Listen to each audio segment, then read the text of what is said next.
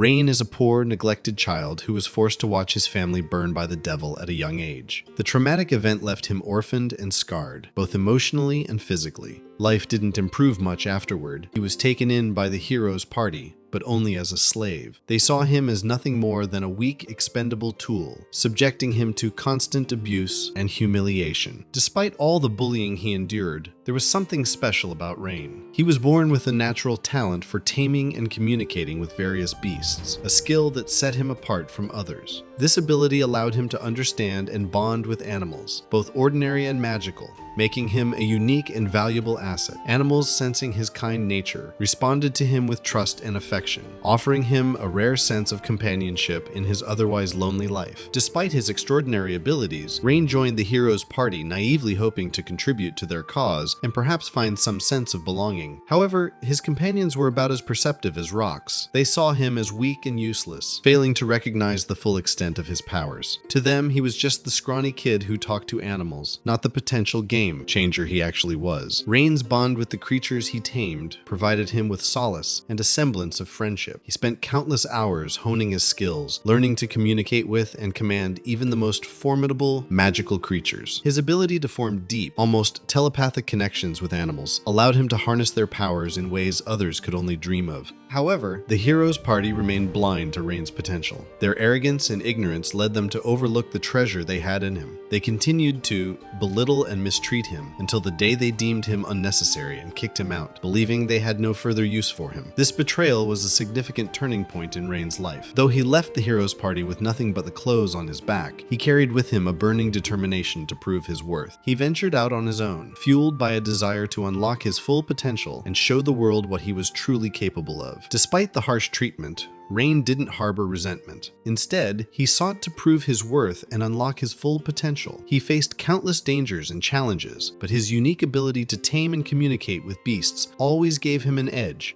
Along the way, he met others who recognized his talent and value, forming bonds that would eventually lead him to a new path, one where he was no longer a neglected, abused child, but a powerful tamer with the strength to forge his destiny and protect those he cared about. As he traveled, Rein's reputation grew. Stories of the boy who could tame the fiercest of beasts began to spread, attracting the attention of those who sought his aid and companionship. His journey was one of self-discovery and empowerment, transforming him from a victim of circumstances into a beacon of hope and resilience. With each new bond he formed, Rein took another step toward building a family and a home, something he had longed for since the day he lost his own to the flame. Later that day, after he got kicked out of the hero's party, he sits on a park bench, thinking about how his team had mocked him over the past 6 months, and how he ignored the warning signs. 3 kids approach and ask him to show his ability. Since no one else cares about his powers, he agrees. Feeling validated by the group, he decides to become an adventurer and goes to the guild to register. Natalie, the receptionist, assigns him the task of slaying 10 goblins and collecting 20 medicinal herbs as his trial to officially become an adventurer. He heads to the forest, ready to tackle his first adventure. On the way, he somehow convinces a squirrel to help him find goblins, forming a rather unusual temporary alliance. With his new furry friend leading the way, they eventually stumble upon a group of goblins lounging around, indulging in their usual routine of eating and sleeping. Hiding behind a tree, he prepares his knife for a sneak attack, his heart pounding in his chest. Summoning every ounce of courage, he charges forward and slashes the throat of an unsuspecting goblin. Chaos ensues as the remaining goblins scramble to escape. Fueled by adrenaline, he leaps onto one, tackling it to the ground, and stabs it in the spine. The surviving goblins, now furious, grab rocks and sticks, ready to retaliate. Thinking quickly, he slashes the throat of another goblin and, with surprising accuracy, throws his knife at one more. The knife finds its mark, striking the goblin in the chest and ending its life instantly. Just when he's admiring the runes he collected from the goblins, feeling a rush of pride at his first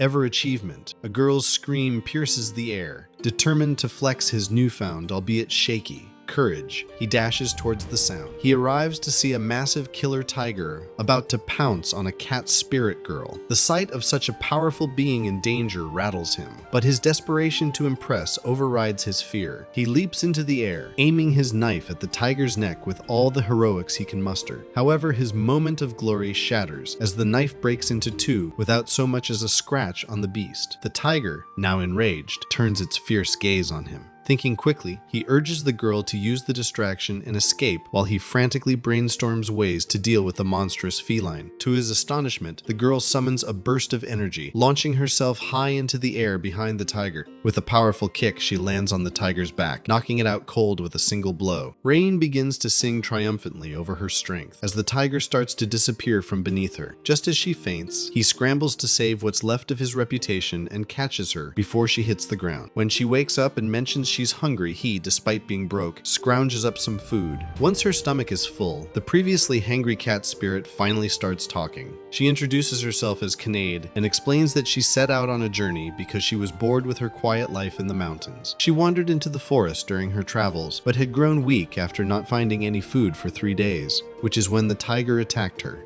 As they make their way back to the city, Rein shares his own tale of woe. Kanade, furious at how his team treated him, labels them as rude and arrogant. She then drops a bombshell. Rein is one of the rare beast tamers capable of taming cat people, and urges him to give it a shot. Flashbacks of being trapped in a fire as a child flood his mind, making him realize that having an ultimate species like Kanade as his companion might ensure he never faces such terror alone again. Steeling himself, he bites his thumb and lets the blood flow, starting the ritual for a permanent contract. As the drop of blood touches his other palm, a rune appears on his arm, and a binding spell forms around Kanade. To his immense relief, the contract is successful. Rein and Kanade are now bound together forever. He can't help but feel a mix of triumph and disbelief. His life just took a turn for the magical, and all it took was a bit of blood and a lot of guts. The next day, Rein proudly takes the 10 runes from the goblins and the 20 medicinal herbs he collected back to the guild. With these, he officially becomes an F-rank adventurer with the Horizon Adventurers Guild. He turns to Kanade and tells her they need to start taking up jobs immediately since he's too broke to afford food or lodging. As they're discussing their dire financial situation, a burly guy saunters up to them, clearly astonished to see an actual cat spirit in town. He rudely asks Kanade out for coffee, all while mocking Rein. Kanade, in full waifu mode, stands up for Rein, calling him her master. This only makes the guy laugh harder, and he challenges Rein to an arm wrestling match, with Kanade as the prize. Rein agrees to the match, determined to ensure this guy never bothers Kanade again. Everyone, including Rein, is shocked when he wins in the blink of an eye, injuring the brute's massive hand in the process. Rein can't help but marvel at his own unexpected strength, while Kanade beams with pride and the crowd cheers in disbelief. Natalie rushes into the lobby after hearing the commotion and immediately starts apologizing to Rein, explaining that the thug always causes trouble for everyone. When the gangster tries to provoke her, she nonchalantly slams his face into a table and drags him away. After another round of apologies, Kanade notices Rein's confusion about his newfound strength. She explains that contracting with an ultimate species massively boosts the tamer's stats. Kanade's initial disappointment in Rein's lack of knowledge quickly turns to excitement as she asks about their next job. Her enthusiasm is short-lived, however, when she learns that their next task is more herb gathering in a forest. Bored out of her mind, she watches as Rein contracts some rabbits and has them find the herbs in record time. Despite the mundane task, Rein's resourcefulness leaves her impressed, even if the job itself is as thrilling as watching grass grow. Suddenly, Kanade's sharp ears pick up distant screams. The duo rushes toward the sound and, from their hiding spot, see an old man being bullied by the Ebon Fangs, a notorious group of bandits. The adventurers he hired to protect him had fled in fear, leaving him defenseless. Rein feels compelled to save the man and charges out of the bushes with Kanade. He lands a solid punch in one goon's stomach, sending him sprawling to the ground. Another bandit swings a stick at him, but Rein ducks and delivers a heavy blow to the bandit's gut. Kanade, meanwhile, dashes to the merchant to ensure he's safe. With his new superhuman strength, Rein defeats the bandits in no time. The grateful merchant urges them to flee, warning that the rest of the gang will surely seek revenge. Rein decides to capture all the bandits. He tames a squirrel to guide them to the Ebon Fang's hideout. Once there, he makes a contract with a swarm of Arbies, a magical bee species whose sting can paralyze victims for 12 hours. He then sends Kanade to town to bring back adventurers and knights as reinforcements. As soon as the bees are unleashed on the bandits, chaos ensues. The bandits flail and stumble, their movements slowing as the paralysis sets in. As Kanade returns with reinforcements, Rein stands triumphant among the paralyzed bandits, feeling a mix of satisfaction and exhaustion. The reinforcements help round up the incapacitated Ebon Fangs, and the merchant thanks Rein profusely. Rein can't help but smirk, knowing he not only saved the day, but also proved his former team wrong in the process. Back at the hideout, the entire gang is scattered all over the cave, already paralyzed when Kanade arrives with the reinforcements. The adventurers quickly move in to arrest the goons, praising Rein for his clever use of the magical bees. They assure him that they'll handle the cleanup so he can relax a bit. Just as the group prepares to leave, loud roars echo from deeper within the cave. A bunch of C-rank king lizards, kept as pets by the Ebon Fangs, emerge, clearly having gone berserk. The adventurers freeze, and Rein realizes that the situation just got a lot more dangerous. Without hesitation, Rein jumps into action. He rushes at the nearest lizard, delivering a powerful punch to its chest and knocking it out. Kanade, not to be outdone, lands a solid kick to another lizard's jaw, sending it sprawling. As the battle intensifies, Rein directs the other adventurers to get the bandits out and escape, while he and Kanade handle the beasts. Rein moves swiftly, landing kicks and punches with precision, taking down the king lizards one by one. Kanade matches his pace, her movements fluid and deadly. Together, they make quick work of the creatures. Amidst the chaos, Rein can't help but reflect on his journey from a weak outcast in his former party to a powerful adventurer with superhuman strength and an ultimate species as his companion. Kanade's presence is a constant reminder of how far he's come. With her by his side, he feels invincible and ready to face any challenge, no matter how daunting. As they defeat the last of the king lizards, the cave falls silent, and a sense of accomplishment settles over them. The adventurers return, having secured the bandits, and are in awe of Rein and Kanade's teamwork. The merchant they saved earlier expresses his gratitude, praising Rein for his bravery and skill. Rein realizes that his new life as an adventurer is not only more exciting, but also more fulfilling than he ever imagined. He reminisces about the time where he used to work with the hero party. He then turned to Kanade and told her having her by his side is bringing all these achievements, and Kanade giggles in happiness. Capturing the Ebon Fangs earns Rein a promotion to E rank and a sizable reward. This windfall finally allows them to afford real food and buy some much needed equipment. They also find a comfortable lodge, but have to share a room because everything else is full. Rein sees Kanade jumping on the bed, screaming excitedly. He looked at her in shock, realizing it was going to be a long night. As they settle in for the night, Rein tells Kanade he'll be sleeping outside. Kanade, sensing his discomfort, reassures him that he can stay in the room. He insists she shouldn't trust anyone she just met. Rein warns her not to be naive as he starts to leave the room. Kanade stops him, her eyes earnest. She tells him she trusts him because she considers him a friend. Touched by her words and the genuine trust she shows, Rein decides to stay. That night, Rein sleeps soundly, exhaustion from the day's events overtaking him.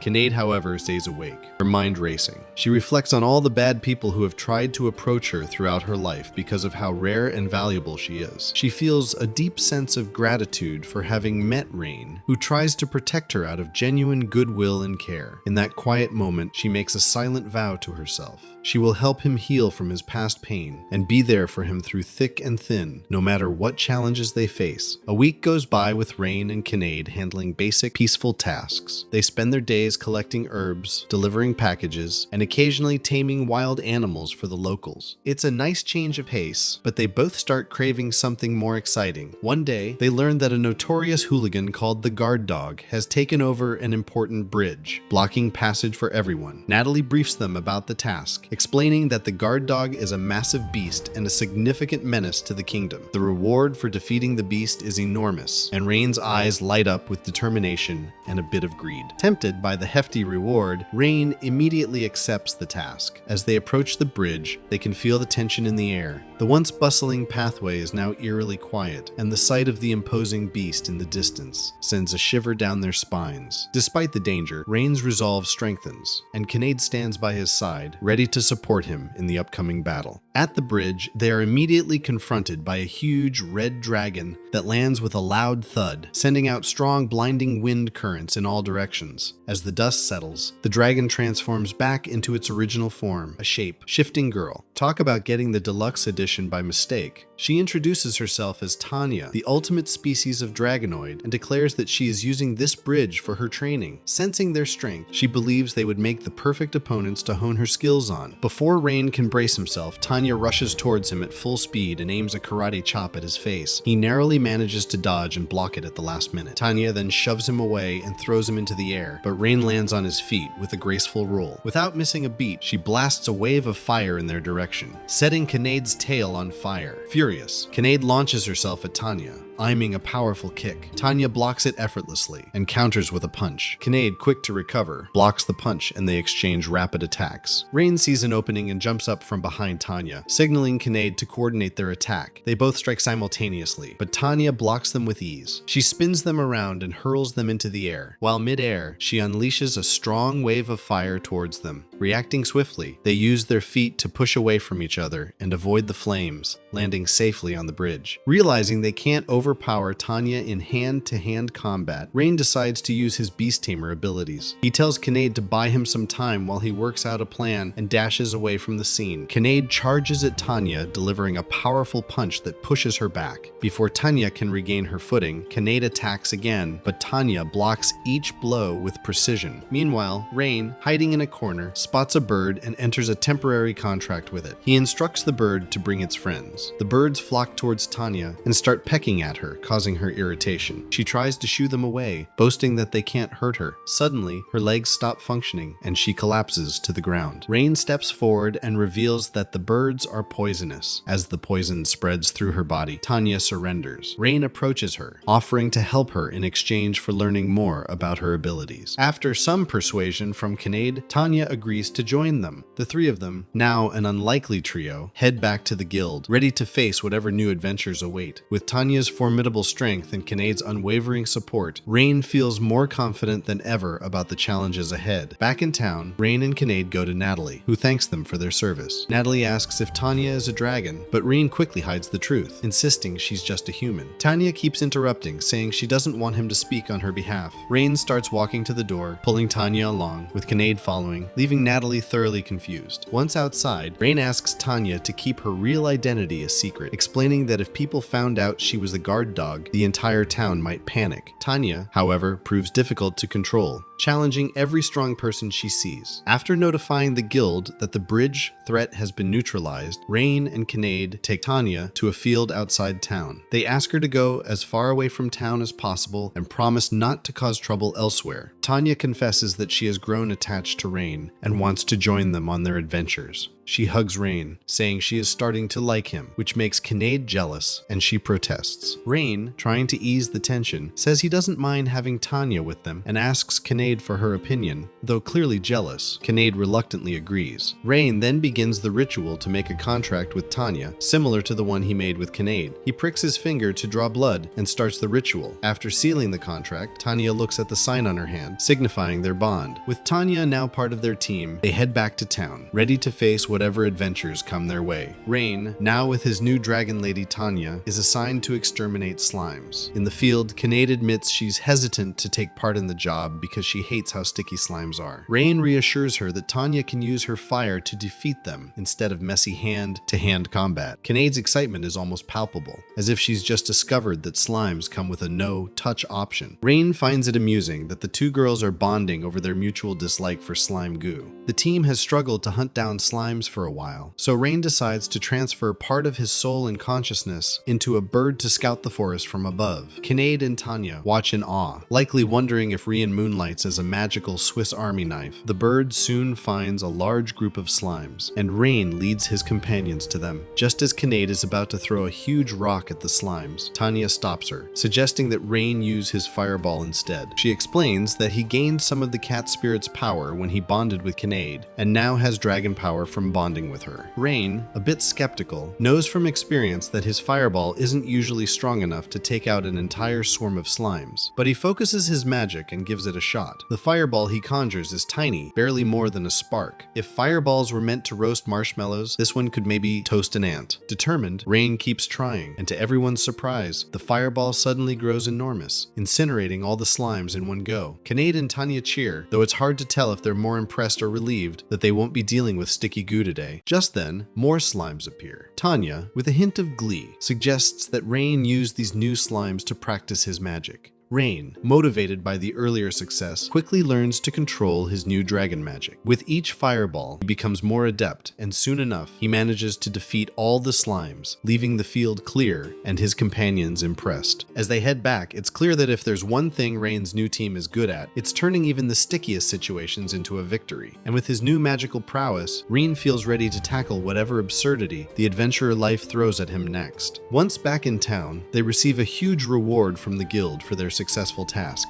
Over their celebratory dinner feast, Kanade and Tanya start eating with the ferocity of starved wolves, leaving Rein staring at them, terrified and clutching his plate like it's his last meal. As the food diminishes, the girls turn their attention to him, showering him with praise for his earlier performance and eagerly asking their master about his training as a beast tamer. Rein begins to tell them about his childhood in a nameless village teeming with beast tamers. His parents were also beast tamers, and he used to tame everything from large beasts to tiny insects. As he recounts the story, his mood shifts when he begins to speak about the downfall of his village. Seeing his sadness, Tanya and Kanade gently tell him he doesn't have to continue if it's too painful. But Rein, taking a deep breath, decides to share the whole story. When he was 12, he was practicing alone on the outskirts of the village because his parents were busy with a job. After sunset, he noticed his village glowing ominously bright red in the distance. Realizing something was wrong, he ran back, only to find his village consumed by flames, with him as the sole survivor. Adventurers, drawn by reports of a monster attack, arrived soon after and took him into custody, bringing him to an inn owned by a friend. Rein worked at the inn for years to earn his keep until he met Arios and his party half a year ago. The hero invited him to join the team, and Rein, desperate to prevent another tragedy like his village's destruction, agreed without hesitation. Unfortunately, Arios and his comrades turned out to be jerks who used and abused him. As he finishes his story, Kanade starts comforting him, recalling the times he saved her and the battles they fought together. She tells him he is a good soul, deserving of kindness and respect. Tanya joins in, adding her own words of comfort and expressing anger at how the hero's party treated him. Rein feels a warmth he hasn't felt in years as his new friends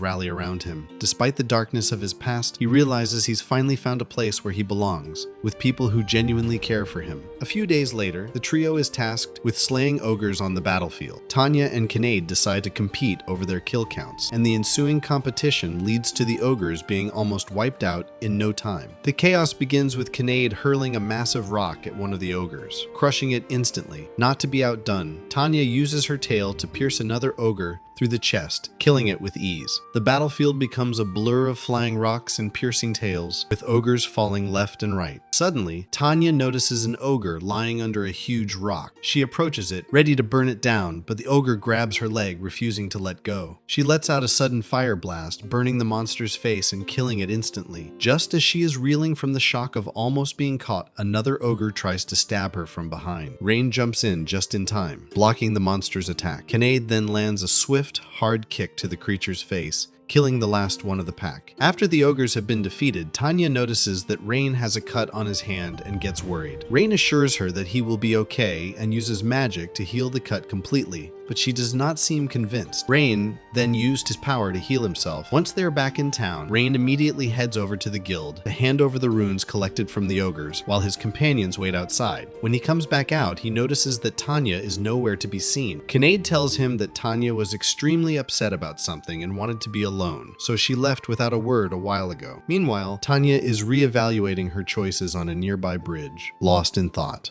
One of the young girls from town approaches her, curious about the Dragon Lady. The girl, wise beyond her years, ends up talking some sense into Tan. The Dragon Lady realizes she's been so caught up in her own greatness that she didn't notice how worried her master was for her. In her overconfidence, she let her guard down during the fight with the ogres, which led to Rein getting hurt. Just as she is drowning in guilt, Rein appears on the bridge. Without saying a word, his presence alone reassures her. She apologizes to him, feeling the weight of her mistake. Rein immediately accepted her apology with a warm smile, telling her he is just glad she is safe. He makes her promise to be more careful next time. Kanade came and ran up to her. She asked if she was okay, looking genuinely concerned, and Tanya reassured her, saying she was. A few days later, after completing another successful job, Rein, Kanade, and Tanya are returning to town. They are dancing and singing in joy, their spirits high from their recent triumph. Suddenly, their celebration is cut short when they're stopped on their way by Arios and his party. Arios, with his usual smug expression, steps forward, clearly not here for a friendly chat. His party members flank him, looking equally condescending. The atmosphere shifts from joyous to tense in an instant. As the memories of how they treated Rein come rushing back, Rein decides to be the bigger person and just ignores them, turning in another direction with his comrades.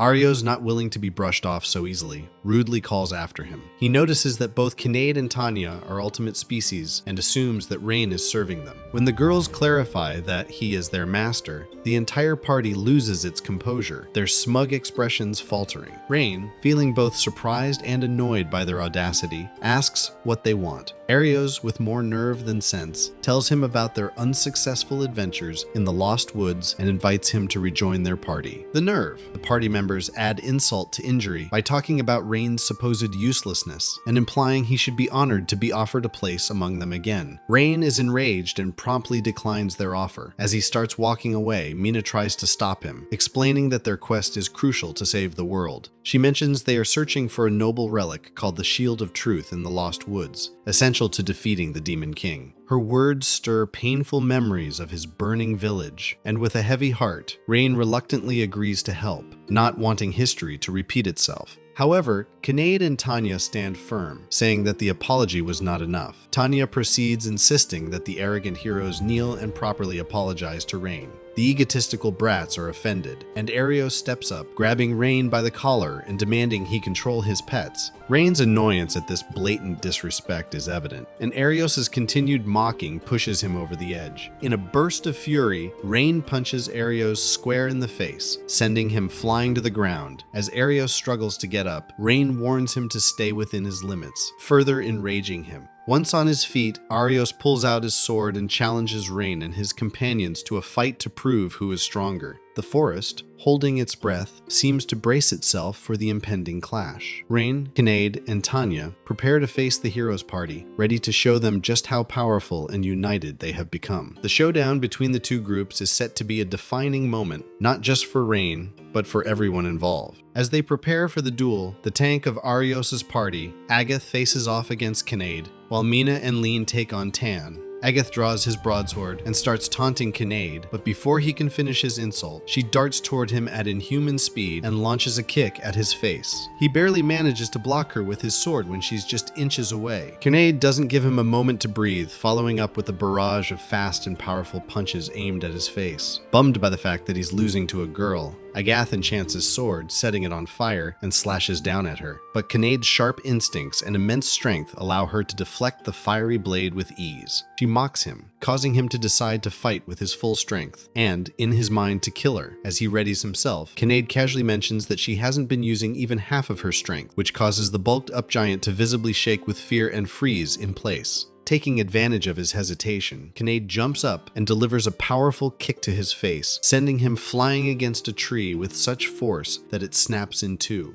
Once the adrenaline fades, Kanade notices Agath is bleeding and unconscious. She realizes she might have overdone it a bit, looking around sheepishly as if to say, oops. In another part of the field, after the customary trash talk that accompanies any battle, Lean and Mina launch a joint attack at the Dragon Lady with their magic. However, with a snap of her fingers, Tanya makes their spells disappear and starts laughing at how easy they are as opponents. Enraged, they channel even more powerful attacks at her, which again meet the same fate. Tanya casually mentions that her ability allows her to cancel out any spell, so their efforts are futile. Desperate to show the glorified lizard her place, Lean and Mina keep launching attack after attack, only to exhaust themselves with no effect on Tan. In a final desperate attempt, they combine their ultimate fireball and wind attacks, but when these two are effortlessly nullified, they collapse to the ground in tears, utterly defeated. Seeing their pitiful state, Tanya decides to teach them a lesson for mocking her master. She summons a spell with dramatic flair. A magical circle forms beneath her. Red clouds cover the sun, and a blood red aura engulfs the field. Multiple columns form in the sky above, with huge red rocks peeking out menacingly. As the rocks start to fall, Lean and Mina are overcome with fear and beg Tanya for mercy. She stops the attack just in time, telling them to lighten up as it was just a bluff, but it's too late. They have already fainted from terror. Tanya stands over them, debating whether to finish them off for good, but she decides to spare them,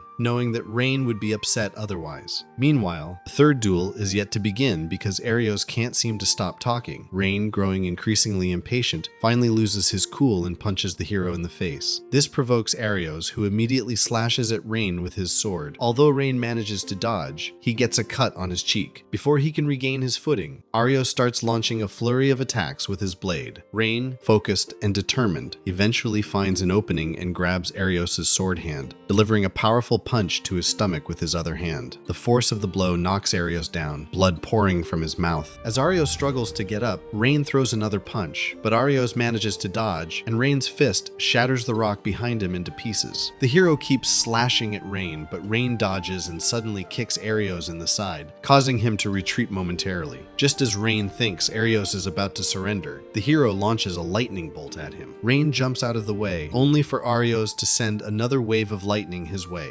Thinking quickly, Rein counters with a fireball. Arios, knowing Rein only has fireball and healing magic, decides to use other spells. He summons sharp rocks from the ground, just as Rein jumps out of the way. As Arios prepares to land the final blow of lightning, Rein reveals his trump card. During the fight, he forged a contract with an Arby, which stung Arios while he was busy slashing at the Tamer. Paralyzed by Arby's sting, Arios realizes he is defeated and begs for forgiveness. But Rein, enraged by the hero's past mistreatment and mockery of his companions, starts walking towards him. Arios starts apologizing and even tells him he will surrender, but Rein, determined by anger, delivers one last powerful punch, knocking Arios out cold. As the dust settles, Rein feels a rush of relief and satisfaction, finally having avenged himself. Kanade and Tanya rush over, and the three of them share a joyous group hug, celebrating their hard-earned victory. After the fight, Rein and his companions round up the heroes and force them into properly apologizing. Watching Arios and his party grovel is strangely satisfying. Once the apologies are out of the way, Arios gets to the matter at hand and explains that the Shield of Truth is currently in the possession of monsters deep within the Lost Woods. After a bit of thought, Rein agrees to take up the job of finding the Shield of Truth. Tanya and Kanade didn't like the idea and told Rein they can take the Demon King by themselves and they shouldn't collaborate with the heroes. As they arrive at the Lost Woods, even the fearless Tanya is creeped out and considers burning the entire forest down. The eerie atmosphere and the fact that they're helping the arrogant heroes bug the girls even more. But Rein calms them down, reminding them that defeating the Demon King is more important than any personal grudges they may have. The map given by the heroes turns out to be useless because the forest constantly changes its layout, making it impossible to navigate. Instead, Rein calls upon a bird to switch souls with it and scout the forest from above. The bird's eye view proves invaluable, and after returning to his original body, Rein guides his companions through the forest with confidence. As they move deeper into the woods, the trio encounters various obstacles, but Rein's quick thinking and the girls' formidable skills help them overcome each one. Despite the creepy ambiance and the occasional ghostly whisper, they press on, determined to find the Shield of Truth and fulfill their mission. Guiding them through a path he found, Rein realizes they are walking in circles after crossing a marker they had previously left. When Kanade suggests they might have taken a wrong turn, Rein confidently assures her it's highly unlikely, given that he had shared the information with other birds who would have warned him of any mistake. Tanya offers to investigate and summons her search magic, leading them to a glowing tree in a bright clearing in the forest. It becomes apparent that the tree has been emitting illusionary magic, affecting their senses and making them walk in circles. Tanya suggests Kanade break down the tree to break the spell and help them make progress. Just as Kanade agrees, Rein interrupts, proposing that Tanya use her magic to take down the barrier instead of destroying the tree. Tanya mentions that due to the tree's power, it might take a long time. Hearing this, Kanade loses her patience and leaps at the tree. Just as Kanade is about to land a punch, a voice starts emanating from the tree, warning them to leave the forest. Startled, Kanade quickly retreats and hides behind Rein. Suddenly, a fairy emerges from the tree, causing Kanade to peek out from behind Rein. Her curiosity piqued despite her initial fright. Rein recalls those fairy tales where humans are the ultimate bad guys for stealing fairy treasures. He's feeling both lucky and baffled to be the first human in 2 centuries to meet a fairy. So, he decides to turn on the charm and talk to the rare creature, but she's not having any of it. After his attempts to chat fall flat, she threatens to toss them out if they don't leave. Terrified, they bolt, running like their pants are on fire. Once they realize she's not chasing them, they stop to catch their breaths.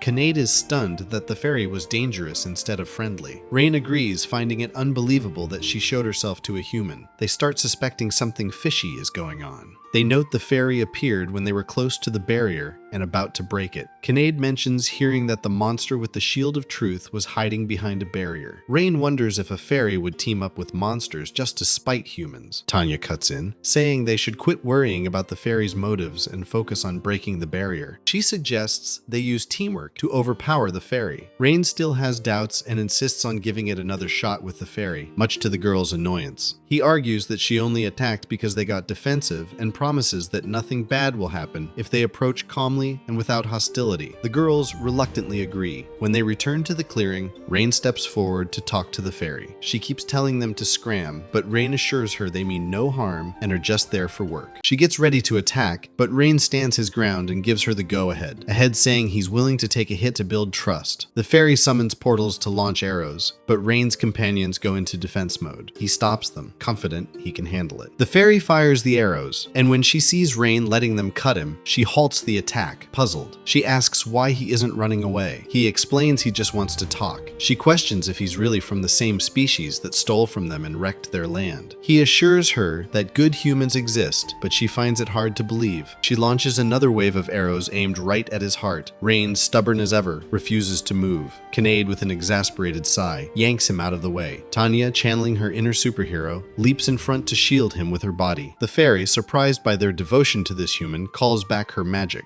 Rein, looking ruffled, scolds them for interrupting. The girls, rolling their eyes, explain they were worried and couldn't just stand by. Kanade and Tanya then tell the fairy about all the good Rein has done for them, highlighting how he had protested against destroying the tree from the very beginning. This piques the fairy's curiosity. She introduces herself as Sora and declares she will hear what he has to say. When they explain their quest, Sora reveals that she is the one who erected the barrier. When asked if she could take it down, Sora explains that the barrier makes the path to the fairy's village inaccessible to outsiders. Since taking it down would expose her community, she cannot do it. Tanya tells her out their suspicions that she is covering for a monster, but Sora denies this, saying there is no monster in the forest. She adds that deep inside the forest are fairy villages, and it is they who protect the shield of truth. She further tells them she can simply give it to them if it is important to defeat the Demon King. With a flick of her wrist, she summons a ball of magic, disappears momentarily, and reappears with the shield in her hands. Initially hesitant to take the fairy's property, Rein is reassured by Sora, who explains that giving them the shield honors an ancient pact made between the fairies and the last hero. As they start to leave, Rein notices Sora's sadness and approaches her. He senses something is bothering her and offers to help. She is hesitant, fearing the trio might get hurt, but he assures her that he doesn't mind and requests her to let him help. His companions support him, and the fairy eventually agrees to share her trouble. She tells them about her younger twin sister Runa, who was captured by a Shadow Knight while they were outside the barrier. The Shadow Knight, a C-rank monster, nullifies all magical attacks, making fairies a bad matchup against them. The monster ordered Sora to lower the barrier if she wanted Luna back, but she refused and ran away. Rein promises to save her sister without exposing her people to danger. Overwhelmed by gratitude, Sora hugs him. The day of the Shadow Knight's deadline arrives, and Sora is worried. She points the trio in the direction of the monster's lair, but insists on accompanying them. Rein asks her to stay behind to avoid breaking the deal. They proceed and reach the monster's eerie throne room, taking cover behind bushes. Rein commands the attack, and they all run out of hiding. Rein throws a fireball at the knight, which explodes into a huge blast, but the magic has no effect on the knight. Kanade jumps on the knight and kicks it, causing it to lose balance. The Tamer punches it in the stomach, pushing it away. The knight, realizing Rein isn't the hero, is surprised but vows to punish Sora for her betrayal. It lunges at Runa, but Tanya blocks the attack and escapes with Runa, leaving her comrades to deal with the knight. The knight conjures a tornado, wreaking havoc on the forest. Rein volunteers to distract the monster while Kanade prepares to strike on his signal. He summons Arby's, a creature under his command, to attack. Though the paralysis doesn't affect the knight, it provides a distraction. Rein boosts Kanade's power with a spell, and she punches a hole through the knight, causing it to vanish. As they celebrate, Luna wakes up and asks who they are. Rein reassures her that her sister sent them to help. They head to the heart of the forest to find Sora, who is ecstatic to see her twin again. Kanade jokes about living together and splitting the rent, but Sora explains they must go far away for their safety. Kanade offers them a place in their group, and Rein chimes in, saying he wouldn't mind more girls joining if they don't mind being in a party with a human. The fairies agree, but insist that Rein form a contract with them before they join, though hesitant because he wasn't familiar with fairies. Even with the prior hesitation, he successfully forms the contract with the twins, which drains his energy. His companions support him, and they return to town. Rein heads to the guild to hand over the shield to Arios, who looks at him like he just pulled a rabbit out of a hat, surprised at how quickly he completed the task. Arios suspects the shield is a duplicate, but Mina confirms its authenticity with appraisal magic. Arios notices the new girls hiding in the corner and suspects they are fairies. Rein blocks his view, changes the topic, and receives the promised reward. Agath asks Rein to join the party again, but Rein declines, stating he already has loyal and caring friends. The party is annoyed by his attitude, but decides to move on without him. Arios, however, swears to take revenge on Rein for his arrogance and rudeness. In the afternoon, Rein and his friends enjoy leisure time in the field. Curious about their master's role in the world, the girls ask if it is true that only the hero can defeat the Demon King. Rein tells them the old legend of the hero, explaining the significance of the god's blood in the hero's body. The presence of this blood gives the hero infinite growth potential, unlike ordinary people. Kanade observes that the current hero is weak, and Rein tells her he is still on his training path. Sora reminds him that Rein is also like a hero now, having multiple kinds of magic due to his contracts. He now possesses the power of a cat spirit, a dragon spirit, and a fairy. They suggest he forge more contracts to become strong enough to defeat the king. Rein admits he is not mentally prepared for the task, but assures them he will reach a decision soon. The girls told him they would be waiting for his decision. Kanade told him that whatever happens, they would support him. One morning, as all of them are enjoying breakfast together, Tanya suggests they get new equipment to match Rein's improved power level, reminding him of the money he earned from recent jobs and his responsibility to look after his friends. Rein agrees, acknowledging the need for better gear. Rein, thinking ahead, agrees that new weapons are a good idea to be ready for any challenges. They head to the market, where the fairies, nervous around so many humans, cling tightly to him. Amidst their mild panic, two bulky guys suddenly call out to Tanya, causing them to jump. These adventurers turn out to be the ones the Dragon Lady had defeated on the bridge, now here to pay their respects. At the same time, a shopkeeper offers Kanade a treat for her past help. Seeing how well integrated the other two ultimates are into the human world, the fairies feel a bit jealous. Just then, the town kids show up and start teasing Rein for having more wives. Luna, flattered by a young girl calling her beautiful, almost reveals her true identity, causing her master and her sister to quickly drag her away. The party finally arrives at an old and dusty weapon shop, reputed to be the best in town. As they enter, they're greeted by an old dwarf with a long beard who gruffly informs them that it's a self-service store and they can pick whatever weapons they like from the shelves. Luna spots a whip on the wall, grabs it, and urges Rein to get it, saying that the whip is very useful and versatile. She winks and giggles, making him blush and feel embarrassed. He's starting to feel like he's in a bad Western movie. Rein notices a dagger in another corner of the shop and immediately goes to pick it up. As he draws it out of its sheath, he feels something is off about it. Just then, a heavily armed adventurer walks in and demands the best weapon money can buy. The shopkeeper hands him a fancy sword, which the adventurer eagerly buys before strutting out like a peacock in full display. Rein, curious, approaches the dwarf and asks if the sword was really his best weapon.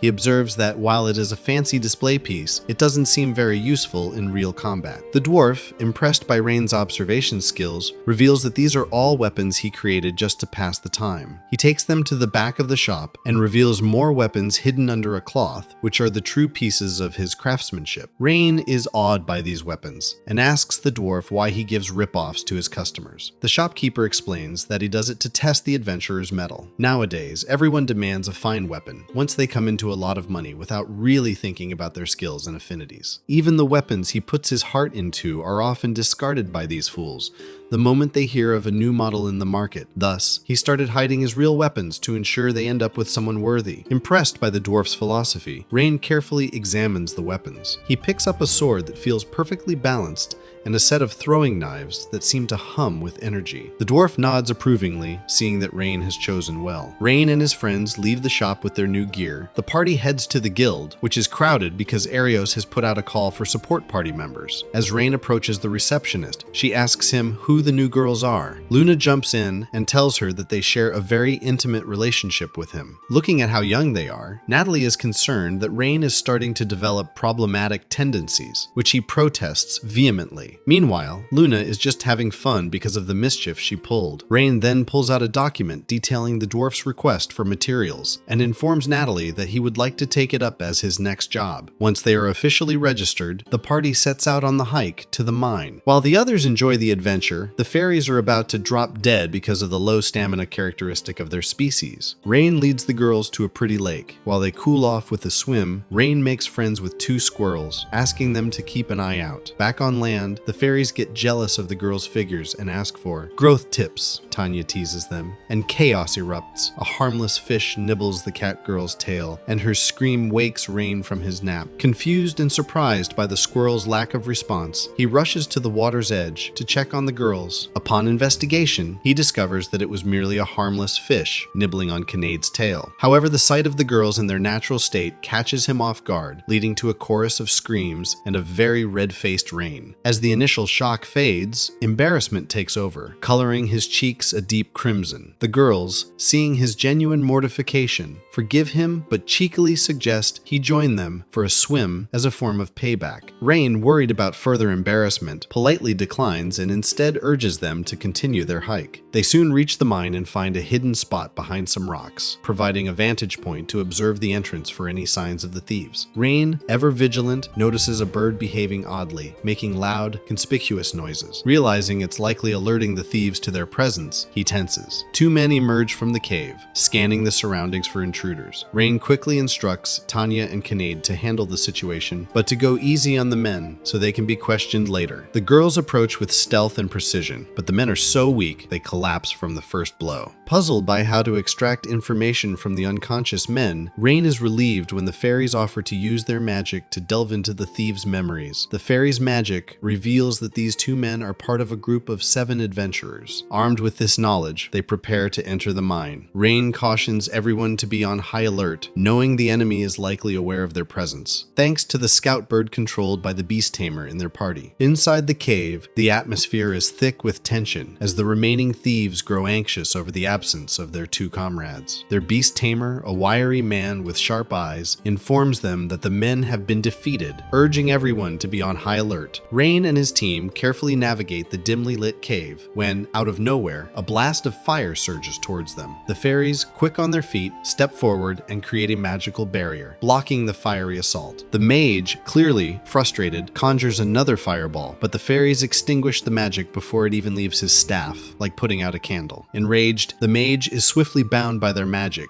leaving him looking like a very grumpy mummy. Just when it seems they can catch their breath, two archers draw their bows and let loose a volley of arrows. Tanya, with her reflexes, transforms the arrows into harmless barbs mid-flight. Seizing the moment, she leaps into the air, delivering a powerful double kick to the archers, knocking them out cold like a pair of overripe melons. Rein approaches the leader, a burly man with a scarred face. Instead of surrendering, the leader lunges at Rein with his sword. Rein, channeling his interaction hero, deflects the attack with ease and counters with a solid punch to the stomach. The leader crashes to the ground but stubbornly refuses to give up, proving he's as persistent as a bad rash. With a dramatic flair, the leader calls forth his tamed beast, a colossal B-rank monster known as a behemoth. The ground trembles as the monstrous creature emerges from the shadows, its eyes glowing with a mix of rage and indigestion. The party stands in awe, wondering how anyone could tame such a creature that looks like it could star in its own disaster movie. The enemy beast tamer smugly explains that he found the behemoth as a child and raised it, forging an unbreakable bond of loyalty, like some twisted version of a Disney pet story. The behemoth charges at Rein, its massive body barreling forward like an out-of-control freight train. If you like this video,